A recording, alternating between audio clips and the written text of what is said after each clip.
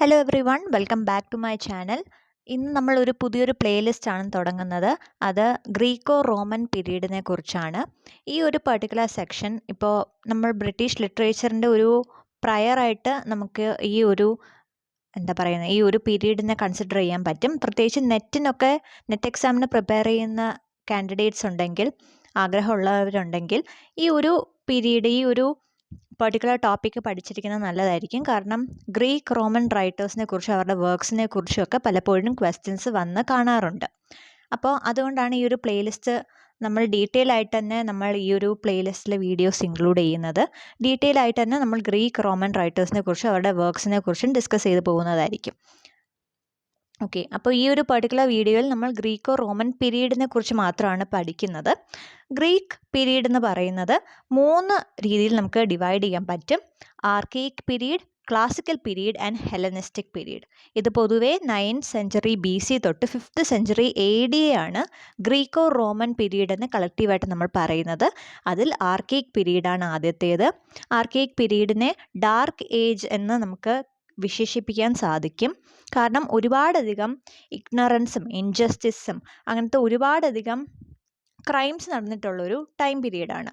അതിനുശേഷം വരുന്നതാണ് classical period. Classical പീരീഡിൽ നേരെ ഓപ്പോസിറ്റാണ്. ഒരുപാടധികം ആർട്ടും കൾച്ചറിലും ഇമ്പ്രൂവ്മെൻറ്റ് നമ്മൾ കണ്ട ഒരു സമയമാണ്.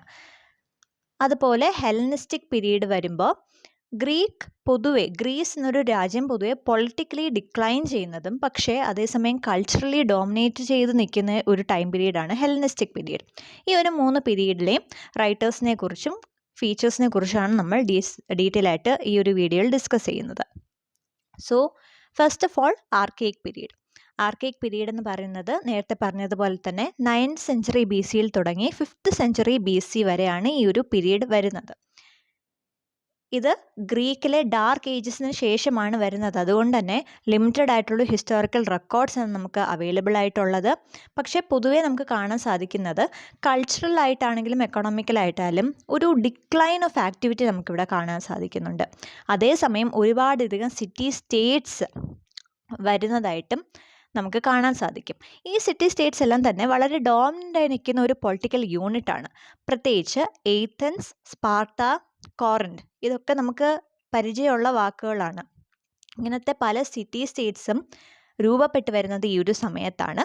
ഇതെല്ലാം ഇൻഡിപെൻഡൻ്റ് ആയിട്ട് നിൽക്കുന്ന സിറ്റി സ്റ്റേറ്റ്സ് ആയതുകൊണ്ട് തന്നെ പരസ്പരം യുദ്ധത്തിൽ ഏർപ്പെടുന്നത് പൊതുവെ കോമൺ ആയിരുന്നു. സോ ഇവർക്ക് പൊതുവായിട്ടുള്ളൊരു എനിമി എന്ന് പറയുന്നത് പേർഷ്യൻസ് ആയിരുന്നു. ആ ഒരു ഫീച്ചറും ഈ ഒരു പീരീഡിൻ്റെ ഭാഗമാണ്. റൈറ്റേഴ്സിൻ്റെ കാര്യത്തിൽ വരികയാണെങ്കിൽ മെയിൻ ആയിട്ടുള്ള poets Homer, Hesiod and Sappho. Sappho ഒരു ഫീമെയിൽ പോയറ്റാണ്. ഓക്കെ, അതിൽ ഹോമറാണ് ഏറ്റവും ഇമ്പോർട്ടൻ്റ് ആയിട്ട് നിൽക്കുന്നത്. ഹോമറിനെ കുറിച്ച് പറയുകയാണെങ്കിൽ he is considered as the greatest of the Greek epic poets. 8th century BC യിൽ ജീവിച്ചിരുന്നു എന്ന് കരുതപ്പെടുന്ന ഒരു പോയറ്റാണ്. അതുപോലെ തന്നെ one of the greatest Greek epic poets.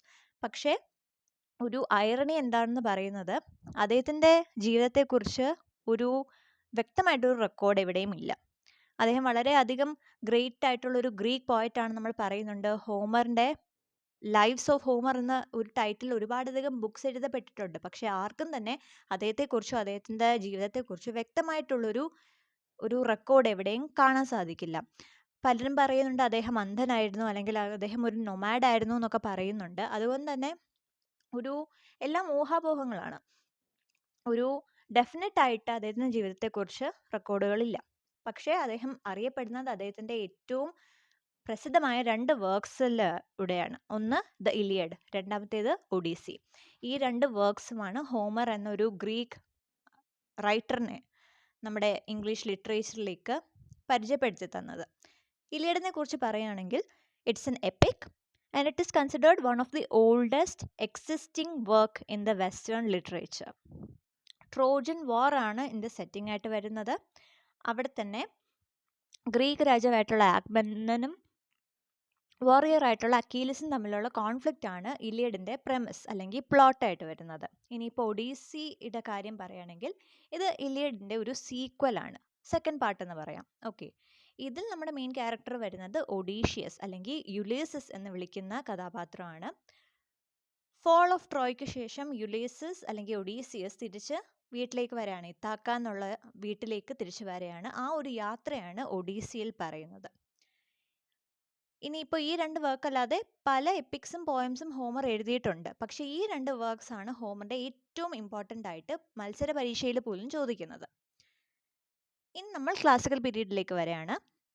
Classical period എന്ന് പറയുന്നത് 5th to 4th century B സിയിലാണ് ഈ ഒരു ടൈം പീരീഡ് വരുന്നത്. അതുപോലെ തന്നെ എലിസബത്തൻ എറ, ഇപ്പോൾ ബ്രിട്ടീഷ് ലിറ്ററേച്ചറിലെ എലിസബത്തൻ എറയെ നമ്മൾ എന്താണ് പറയുന്നത്, ഗോൾഡൻ ഏജ് ഓഫ് ലിറ്ററേച്ചർ എന്നാണ് പറയുന്നത്. അതുപോലെ തന്നെ നമുക്ക് വേണമെങ്കിൽ ഇവിടെ ഒരു ഗോൾഡൻ ഏജ് ആയിരുന്നു ക്ലാസിക്കൽ പീരീഡ്. ഗ്രീക്ക് പീരീഡിലെ ഗ്രീക്ക് ലിറ്ററേച്ചറിനെ സംബന്ധിച്ചിടത്തോളം ഒരു ഗോൾഡൻ ഏജ് ആയിരുന്നു ഈ ഒരു ക്ലാസിക്കൽ പീരീഡ് എന്ന് പറയുന്നത്. കാരണം പല ഫീൽഡിലും ഒരുപാടധികം അഡ്വാൻസ്മെൻറ്റ് കാണാൻ സാധിച്ചു. Art, literature, philosophy, politics, democracy, ഇവിടെ എല്ലാം തന്നെ നല്ല രീതിയിലുള്ളൊരു അഡ്വാൻസ്മെൻറ്റ് കാണാൻ സാധിച്ചു. അതുപോലെ തന്നെ പ്രത്യേകിച്ച് എടുത്ത് പറയുകയാണെങ്കിൽ ഏതൻസ് എന്നുള്ളൊരു സിറ്റി സ്റ്റേറ്റ് ഒരു ഇൻ്റലക്ച്വൽ കൾച്ചറൽ അച്ചീവ്മെൻറ്റ്സിൻ്റെ എല്ലാം തന്നെ ഒരു എന്താ പറയുന്ന ഒരു പീക്ക് സിറ്റി സ്റ്റേറ്റായിട്ട് രൂപപ്പെട്ടു വന്നു. ഒരുപാടധികം തിങ്കേഴ്സും ഫിലോസഫേഴ്സും ഒക്കെ തന്നെ ഈ ഒരു സമയത്ത് പൊങ്ങി വന്നിരുന്നു. അതായത് സോക്രട്ടിസ്, പ്ലേറ്റോ, അരിസ്റ്റോട്ടിൽ, ഇവരെല്ലാം തന്നെ നമ്മളിപ്പോൾ അറിയപ്പെടുന്ന ഫിലോസഫേഴ്സ് എല്ലാം തന്നെ ഈ ഒരു സമയത്താണ് അവർ പ്രസിദ്ധി ആർജിച്ചത്. കാരണം അവരുടെ ഒരുപാട് contributions, philosophy, ethics, political theory പോലത്തുള്ള ഒരുപാട് ടോപ്പിക്സിൽ അവരുടെ കോൺട്രിബ്യൂഷൻസ് പറഞ്ഞറിയിക്കാൻ പറ്റാത്തതാണ്. നമ്മളിപ്പോഴും പഠിക്കുന്നുണ്ടെങ്കിൽ അതിനർത്ഥം അവരത്രമാത്രം ഒരു ഇമ്പോർട്ടൻ്റ് ആയിട്ടുള്ളൊരു റോൾ പ്ലേ ചെയ്തിരുന്നു. ഇനിയിപ്പോൾ ആർട്ടും കൾച്ചറിലും അതുപോലെ ആർക്കിടെക്ചറിലേക്കും വരികയാണെങ്കിൽ പോലും ഹ്യൂമൻ ഫോംസ്, പ്രപ്പോസിഷൻസ്, അതുപോലെ പാർത്തനൻ പോലത്തുള്ള മാഗ്നിഫിഷ്യൻ്റ് ആയിട്ടുള്ള ബിൽഡിങ്സ്, ഇതെല്ലാം തന്നെ ഈ ഒരു ടൈം പീരീഡിലാണ് രൂപപ്പെട്ടു വന്നത്. അപ്പോൾ എന്തുകൊണ്ടും എല്ലാ ഫീൽഡിലും ഒരുപാടധികം അഡ്വാൻസ്മെൻറ്റ് വന്നിരുന്ന ഒരു ടൈം പീരീഡാണ് ക്ലാസിക്കൽ പീരീഡ്. ഇനി അടുത്തതാണ് ഹെലനിസ്റ്റിക് പീരീഡ്. ഏറ്റവും അവസാനത്തെ ഒരു ടൈം പീരീഡാണിത്. ഹെലനിസ്റ്റിക് പീരീഡ് എന്ന് പറയുന്നത് അലക്സാണ്ടർ ദ ഗ്രേറ്റിൻ്റെ മരണത്തിന് ശേഷം റോമൻ കോൺക്വസ്റ്റ് വരെയുള്ളൊരു ടൈം പീരീഡാണ്. അതായത് 323 BC തൊട്ട് 146 BC വരെയാണ് ഹെലനിസ്റ്റിക് പീരീഡ് എന്ന് പറയുന്നത്. ഈ ഒരു ടൈം പീരീഡിൽ പൊളിറ്റിക്കൽ ഡിക്ലൈൻ സംഭവിച്ചിട്ടുണ്ട്. ഗ്രീസ് എന്നൊരു രാജ്യം പൊളിറ്റിക്കലി ഡിക്ലൈൻ ചെയ്തു. കാരണം ആ ടൈം പീരീഡാണ് റോമൻ കോൺക്വസ്റ്റ് വരുന്നത്. പക്ഷേ കൾച്ചറലി ഡോമിനേറ്റ് ചെയ്തിരുന്ന ഒരു എറയും കൂടിയാണ്. അത് നമുക്ക് ഈ ഒരു സെൻറ്റൻസിൽ വായിക്കാൻ പറ്റും.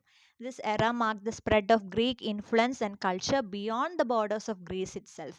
ഗ്രീസിന് പുറമെ മെഡിറ്ററേനിയനിലൊക്കെ ഗ്രീക്ക് ആ ഒരു ഇൻഫ്ലുവൻസും കൾച്ചറും ആർട്ടും എല്ലാം തന്നെ ആ ഒരു ഇൻഫ്ലുവൻസ് അങ്ങോട്ട് ഗ്രീസിനും ഉപരിയായിട്ട് മെഡിറ്ററേനിയൻ രാജ്യങ്ങളിലേക്കൊക്കെ പടർന്ന് പന്തലിച്ച ടൈമായിരുന്നു ഇത്. അതുകൊണ്ടാണ് കൾച്ചറലി ഡോമിനൻ്റായി നിന്നൊരു ടൈം പീരീഡ് ആണെന്ന് പറയാൻ കാരണം. പിന്നീട് അലക്സാണ്ടർ ദ ഗ്രേറ്റിൻ്റെ ആ ഒരു കോൺക്വസ്റ്റുകളും പറയുന്നുണ്ട്. ഈ ഒരു ടൈം പീരീഡ് അവസാനിക്കുന്നത് റോമൻ കോൺക്വസ്റ്റ് വെച്ചിട്ടാണ്. അപ്പോൾ ഇതാണ് ഗ്രീക്ക് പീരീഡിൻ്റെ ഏറ്റവും 3 ഇമ്പോർട്ടൻ്റ് ആയിട്ടുള്ളൊരു categories. That is archaic period, classical period and Hellenistic period. ഇനി അടുത്ത വീഡിയോയിൽ നമ്മൾ ഡിസ്കസ് ചെയ്യുന്നത് ക്ലാസിക്കൽ ഡ്രാമയെക്കുറിച്ചാണ്.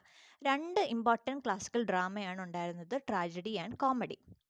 അപ്പോൾ അതിൻ്റെ ഫീച്ചേഴ്സും ഗ്രീക്ക് തിയേറ്ററിൻ്റെ ഫീച്ചേഴ്സും അതുപോലെ തന്നെ ഗ്രീക്ക് ട്രാജഡി എന്ന് പറയുന്നതിൻ്റെ ഒരു ഫോർമാറ്റ് എങ്ങനെ ആയിരുന്നു എന്നുള്ള ഡീറ്റെയിൽസ് നമ്മൾ അടുത്ത വീഡിയോയിലായിരിക്കും ഡിസ്കസ് ചെയ്യുന്നത്. സോ ഈ ഒരു ഷോർട്ട് വീഡിയോ നിങ്ങൾക്ക് ഇഷ്ടപ്പെട്ടെങ്കിൽ തീർച്ചയായും വീഡിയോ ലൈക്ക് ചെയ്യുക. കൂടുതൽ വീഡിയോസിന് വേണ്ടി ചാനൽ സബ്സ്ക്രൈബ് ചെയ്യുക.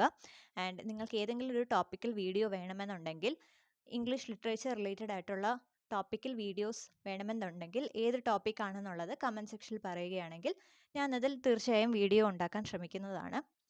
ഇതിൻ്റെ ഈ ഒരു നോട്ട്സ് ഞാൻ എൻ്റെ ടെലിഗ്രാം ചാനലിൽ അപ്ലോഡ് ചെയ്യുന്നതായിരിക്കും. അതിൻ്റെ ലിങ്കും ഞാൻ കമൻറ്റ് സെക്ഷനിൽ ഇൻക്ലൂഡ് ചെയ്യുന്നതായിരിക്കും. സോ അടുത്തൊരു വീഡിയോയിൽ കാണുന്നവരെ take care. Thank you for listening.